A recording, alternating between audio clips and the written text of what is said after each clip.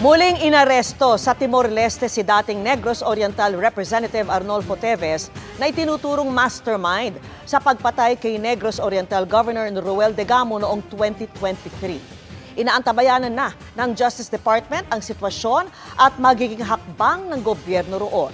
At nakatutok si Salima Refran. Alas 8 ng gabi, oras sa Timor-Leste, dinampot si dating Negros Oriental Representative Arnie Teves sa kanyang bahay sa kabisera na Dili. Ang abogado doon ni Teves, mahigpit ang yakap sa kliyente. Pareho silang kinuha ng mga otoridad na napag-alamang mga kawani ng Timor-Leste Immigration Police. Nananatili sila ngayon sa Ministry of the Interior. Pinost ang mga videong ito sa social media ng anak mismo ni Teves na si Axel. We are held against our will. They are not letting me go, and they don't have sira laiha mandado. My father, Arnie Teves, has been kidnapped. At around 7 p.m., he already had information that a private aircraft was scheduled to fly over to Timor-Leste. And then at 8 p.m., immigration officers arrived at his residence and picked him up. They just picked him up without documents, without warrants, or any form of legal documents. Wala raw access kay Teves ang kanyang mga abogado.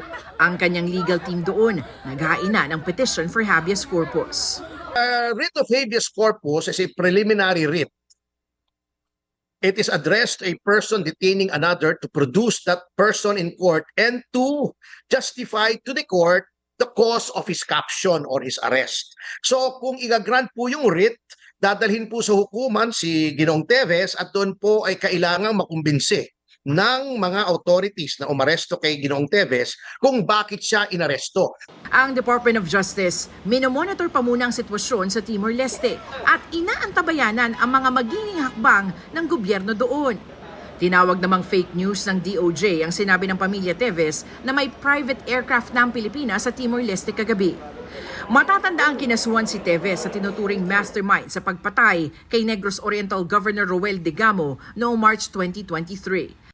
May arrest warrant at Interpol Red Notice si Teves para sa mga kasong multiple murder, frustrated murder at attempted murder. Idinuring din siyang terorista ng Anti-Terrorism Council.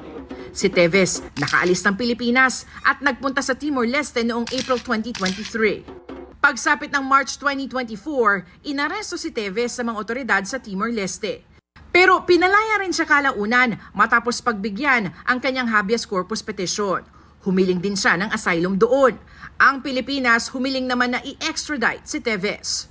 Una itong pinagbigyan pero binasura rin kalaunan ng Timor-Leste Court of Appeals matapos umapila ang kampo ni Teves.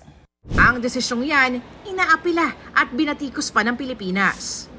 Nitong Marso, sinabi ng Department of Foreign Affairs na dismayado ang Pilipinas sa kawalan umano ng tiwala ng Timor-Leste. Sabi pa ni Justice Secretary Jesus Crispin Remulla, makakaapekto raw ito sa hiling ng Timor-Leste na maging miyembro ng ASEAN. Kasunod nito, nagpahayag si Timor-Leste President Jose Ramos Horta na nais na nilang maalis sa kanilang bansa si Teves sa lalong madaling panahon. Ngayong buwan, ilang araw bago ang ASEAN Summit, naghayag na ang Pilipinas ng pagsuporta sa ASEAN membership bid ng Timor-Leste. Kasunod ng ASEAN Summit, si Teves inaresto ng Immigration Police kagabi. Ang biyuda naman ni Degamo na si incoming Negros Oriental 3rd District Representative Janice Degamo, sinabing ang pag-aresto muli kay Teves ay isang makabuluhang hakbang tungo sa katarungan. Nananatili pa rin daw ang kanilang sigaw, ang mapanagot ang mga nasa likod ng krimen, gaano man kalayo o katagal silang magtago. Para sa GMA Integrated News, Salima Refran, nakatutok, 24 oras.